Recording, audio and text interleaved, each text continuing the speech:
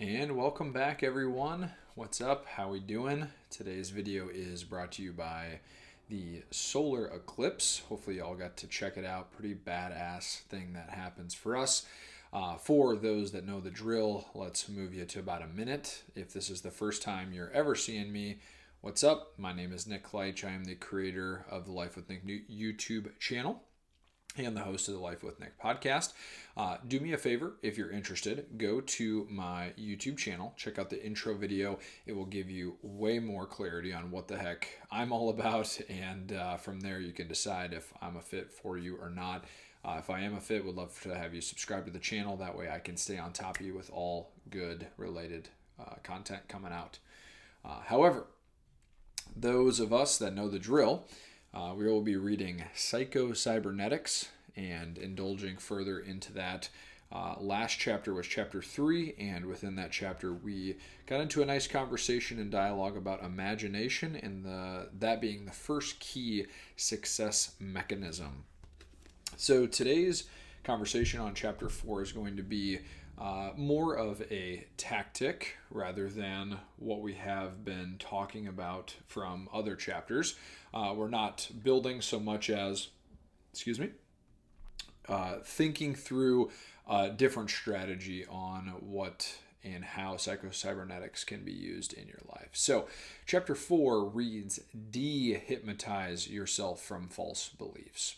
So the first realization within this chapter for me was acknowledging that everyone is hypnotized with a specific set of beliefs, and this set of beliefs is what an individual uses to successfully operate in their daily life. This is neither good nor bad. With this, we know that we are one in the part of the whole, so specifically we are also hypnotized as you are watching this and I am creating it. Now, to take a step back a little bit, when I say hypnotized, I'm referring more so to influenced or heavily influencing versus Dr. Maltz was using hypnosis from the earlier chapter on the power of belief that one has when they are quote unquote hypnotized. If that is for you and hypnosis is something you believe in, then you'll understand the power of kind of a shaping belief and action that one can go through. If that is not for you, that's why I coin it heavily influenced by, just to kind of make sense of all of that. So anyways, in simpler terms, going through life, growing through life, we're all groomed into a specific set of belief systems we believe to be inherently true about the world. Sometimes these belief systems are our own. However, most of them are actually not. Most of them are influences, or we have been influenced by authority figures in our life, our parents, our teachers, our political figures, our leaders, our what have yous, to get us to where we are today. And so that is an important point to make as we kick things off, because I think that if we never take time to understand what a belief system is and how it is consistently built up over time, then we'll never kind of make sense of how to dehypnotize some of these false beliefs. So if we think of being hypnotized, or in my eyes, heavily influenced, we would totally convince ourselves of a specific belief system to be inherently true. Now, this can be a good thing if we had good teachers, right? If there were people that taught the reality of the world, if there were people that taught with non-bias, all of that could lead to a lot of success for people being groomed up and grown and taught to as far as what their belief systems are. However, in the perfect world, unfortunately, the power of influence can be wrongly used, and I think it has been in some ways. However, we must acknowledge that because we are someone who has been on the receiving end of some of those influence. We have been influenced to get to where we are today, and as we're kind of listening to this. So, Nick, why are we talking about this? It's a great question. So as it pertains to this chapter, we're specifically talking about how we are hypnotized, or how we have been hypnotized in our own self to ourselves, and some of these things may or may not be true. So we're talking about the dehypnotizing of the false beliefs that we unfortunately have placed on ourselves as we have grown up through our lifetime. Awesome. So this poses an interesting question, right? Is everyone hypnotized? And the doctor speaks on this to say yes, that everyone is hypnotized. And again, I would say basically that it's not an exaggeration, that everyone is heavily influenced to some extent or another by their peers, their environment, through their upbringing. If we were to converse with our peers or family members, they all hold some form of deep core beliefs about about themselves or their view on the world. And this happens because we're all a little bit different in our approach to life. We come from different backgrounds, we come from different philosophies, and this is normal and healthy. This is how it's supposed to be, because as we age, we interpret the world in our own way, and we're trying to share that with the world, if you will, as we're engaging with our friends, family, and just people that we work with. Some of these beliefs, especially about ourselves, are true and accurate. However, some of us hold beliefs that are negative and that are inaccurate, that prevent some of the success that we desire to have. And that's what we're going to get into a little bit today. So right before we do that, though, let's take a step back and recognize the power of belief. When we believe something to be true, we immediately rest upon that belief being accurate and never changing. It's like, oh, from that moment on, I believe such and such is the way it's ought to be. And we all know people who are completely sold on these topics in a specific way. They do things or like where their opinion lies or the way they operate. Like that's just how they are no matter what. And then I pose the question here of saying, is there danger in this, right? Is there danger in the way that you would make up your mind about something and that's just how it is? And in some ways, yes. Some ways I believe there is risk and danger in doing that, but then also I believe that there is not any danger, and I'll elaborate a little bit on that. So basically, there are certain operating systems and habits that we have that do serve us. Like, for example, reading a book every day, or not reading in a book every day, or going to the gym, or eating healthy. These are some good operating system, some good beliefs that if I put the work in, if I do the reading, if I work out, I will live a good life. And inherently that is a true thing based on science. Now, there are other things that are not true that we would believe about ourselves that could be harmful. Like, oh, I'm not just that type of person. Oh, I don't want to do that. Oh, my uncle or my aunt said that's not something that they would do. That may not actually be a fully accurate belief, and that's what we're going to get into. So the thought model that I want to propose is that if we were to design a human, okay, we would want them to be naturally in tune with its environment to know what's going on. However, what we wouldn't do is we wouldn't necessarily give it a preset of beliefs, and we wouldn't just say, okay, that's it, that's the end of my creation, right? Because one of two things is happening. We either need to allow them the ability to upgrade on the information as they age, or we need to get a new model, one that's outdated per time as it happens. And so I share this because there's a lot of risk in predetermining our standings on the world, but also we can't do one of the options that were proposed as human beings, right? We can't just say, oh, that's the old version, we're going to junk it and get the new one. We are the ones that are in control of the new inputted information that we believe, okay? So if we already have our minds made up about ourselves and the worldview at a young age, we're closing ourselves off to all the new and important information. So dehypnotizing our own limiting beliefs is a place to start. Okay? This is the place to start. So I would encourage you to take a moment to jot down some of the specific beliefs that you have about yourself and about the world. And you can pause this video if you want to write these down. From this list, we must acknowledge that what is actually true, and then what is our perception of being true.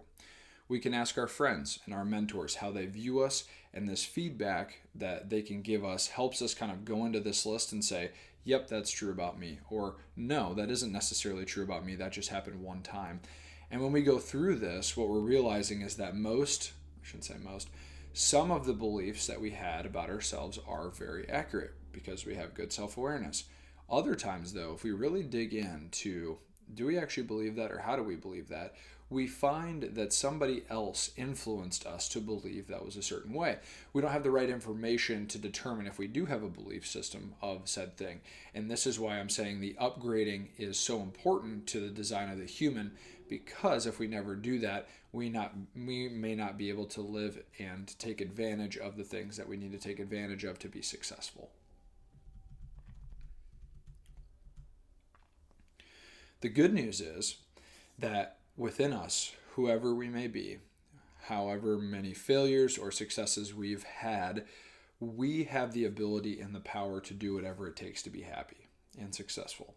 All of that is within us, and we can do things that are very, very cool because we have the ability to change from being hypnotized to dehypnotizing some of these false beliefs that are not serving us. So if you're someone that essentially feels like they can't do something, or you're not worthy of doing something, or you don't deserve something, all of those are limiting beliefs based on what we put on ourselves.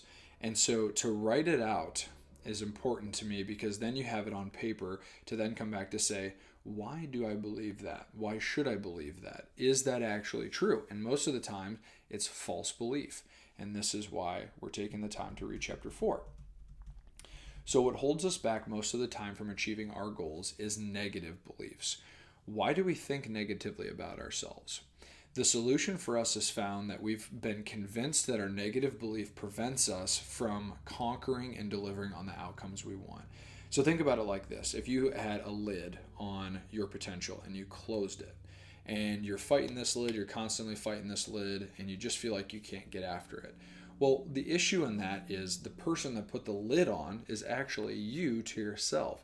Now, why would you do that, right?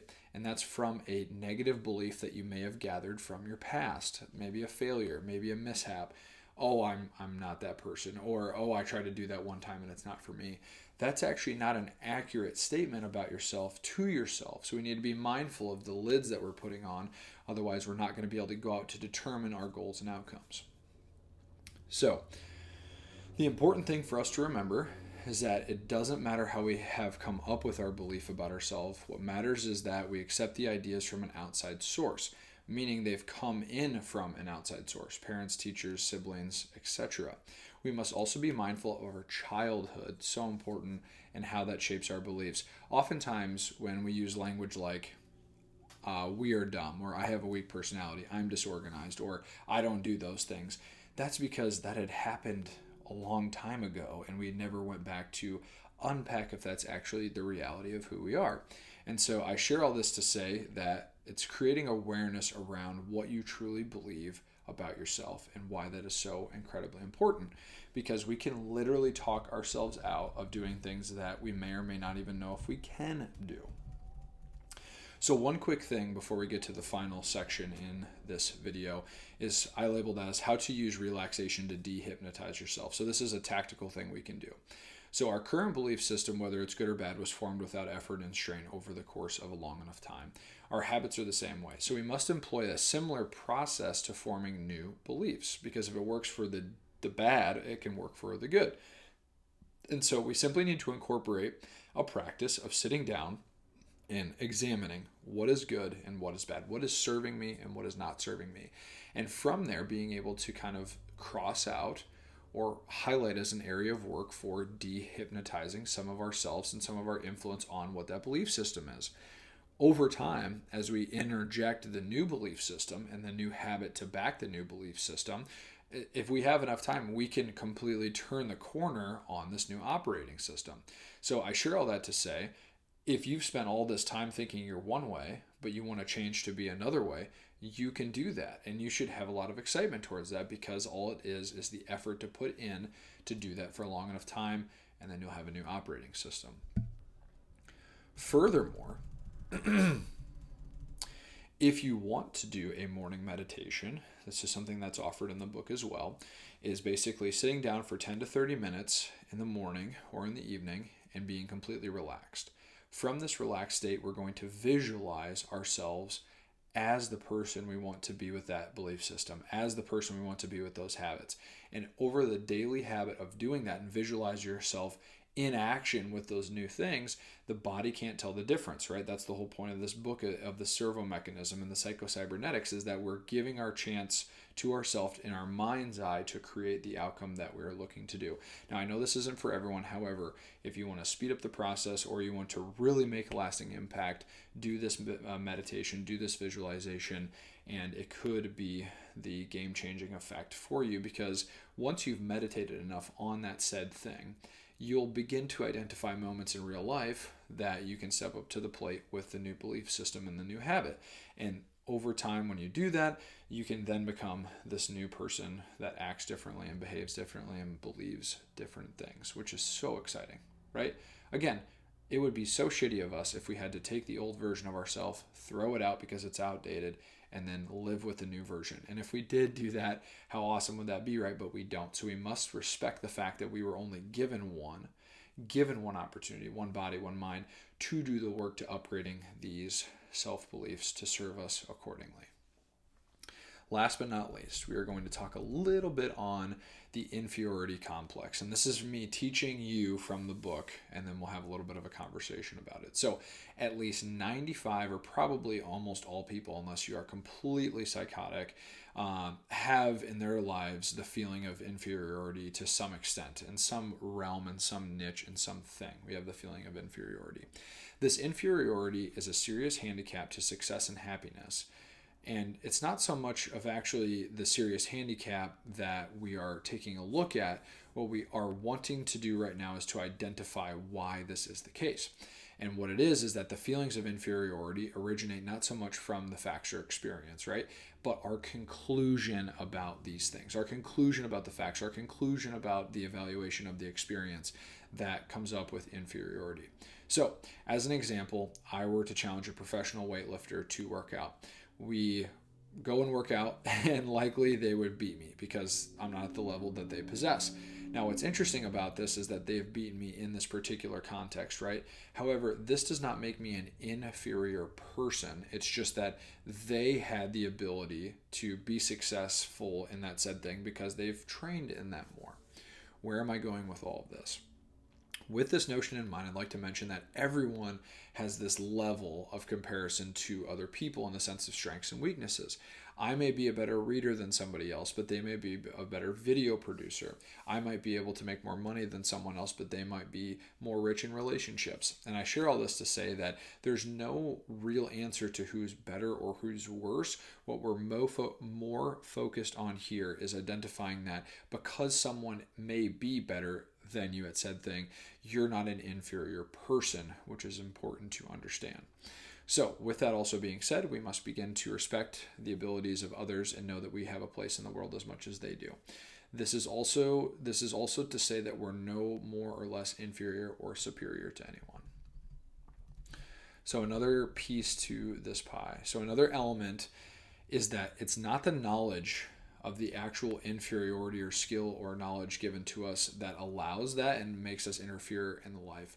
Again, it's the feeling of inferiority that makes us feel and act this way. This feeling comes from judging ourselves to ourselves, but also measuring the obstacles not against our own self, but against other people. When we compare ourselves to others, we will be better than some and worse than others, and that's just the course of life, right? However, if we place all of this external validation on these other things of other people, we can begin to feel inferior, especially because there will always be someone that has a little bit more, a little bit more, a little bit more. And so all of that, again, is to say, because we think we should measure up to someone else's standards and norms, we can feel miserable and conclude that something is wrong with us, when in reality, nothing is wrong with us. It's just that our metric of comparison may be off. And we need to know that we are not inferior.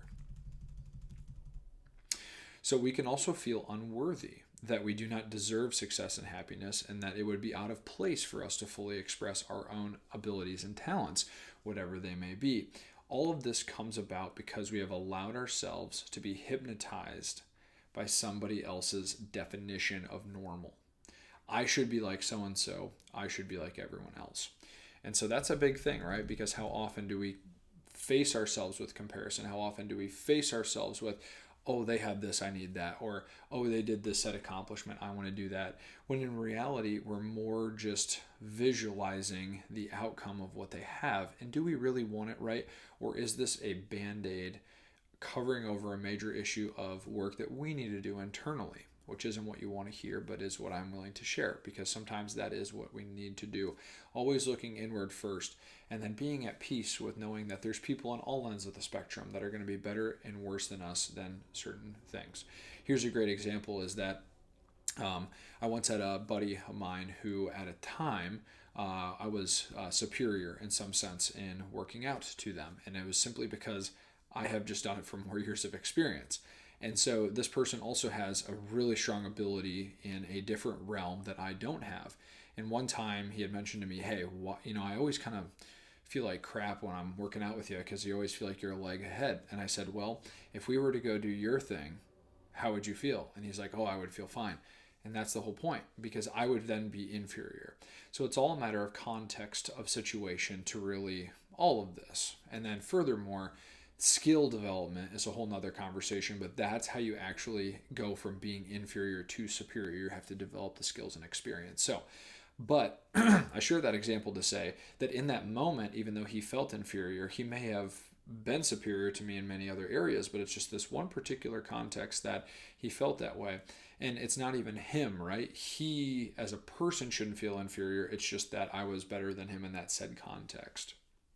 So just to get into the concluding point, not only in the video, but also on this, the person with the inferiority complex invariably compounds the error by striving to be superior. That's where this comes from, is that they feel bad about themselves, and so they do something or they act out in some way, shape, or form to make them feel here. That way they think that they have the level up. And these feelings spring from the false premise that we are inferior. And this is what I'm talking about, because if someone belittles you, it's like they may be trying to be superior because they're insecure about something, which is unfortunate, but sometimes that's how it goes. So inferiority and superiority are reverse sides of the same coin. The cure lies in realizing that the coin itself is what it is. You're neither inferior or superior, you're simply you. You as a personality are not in competition with any other personalities simply because there's not anyone else like you. There's no other person on the face of the earth like you. Like that specific molding of you is what is unique. You are the individual. You are one of one, and you're not supposed to be like everybody else. So it's normal to compare for a point of reference. And I think our ancestors did this, right? If we are in a tribe of people and we looked over to see another tribe of people and we said, okay, they have a more efficient way of fishing than we do. We should probably adopt that. Okay, fair thought process. Now, the reason they were doing that, though, is saying they needed to simply survive. Versus today, we know we're likely not going to die trying to get food and water and protect ourselves. And so with that being said, we can see that someone might have a nicer car. They might have a nicer house. They might have a better job than us. However, that has nothing to do with what we want and what we believe in and what we're trying to accomplish. And so even if they appear of higher status, that doesn't mean that we're an inferior person. It just means that they have that one particular thing figured out over top of us. And I think that's really, really big to understand, to be at peace of mind, because there are things that you do that they could not even imagine trying to do, right? And so there's power in that. There's power in seeking out and maximizing your strengths to feel like you have the edge, but also know that even if you're better than someone in the reverse train of thought, that doesn't make them inferior to you as a person, again, just in that said context. So this all comes down to us basically trying to find a way to know that if we do suffer from this inferiority, that we can build ourselves out with dehypnotizing from false beliefs and building ourselves up from our bootstraps to the person we want to become. In closing, to end this with a quote, our anxiety and insecurity stemmed from a lack of self-realization. That inner security can only be found in finding in oneself an individuality, a uniqueness, and a distinctiveness. We are forcing ourselves to find the self-realization through individuality, meaning there is only one of us. So the more we dig and the more we find of the self-discovery and self-awareness, the more we have knowledge of ourself and how individual we are. With that, we have unique beliefs. Everything that we believe in is unique to us in some capacity. And the full living out of that, of your individuality, your personality, or uniqueness, allows you to be distinctive. And people are attracted to distinctiveness because they know where you stand and they know where you can be fit in the puzzle of their life. So this is why we're striving to do that, and I love that quote. And really, to summarize everything here in the final minutes, The point of this chapter is to simply acknowledge that we are all hypnotized in some way, heavily influenced in some way or another. And from this hypnosis, from this influence, we have a specific set of beliefs that are either serving us or they're destroying us. Furthermore, once we've figured out what is not serving us appropriately, we must work to dehypnotize ourselves from that false belief. Thank you guys so much for hanging with me and reading chapter 4. Whether it's over here or over here, can't quite remember. Let's tune into chapter 5 and let's keep reading. Thanks, guys.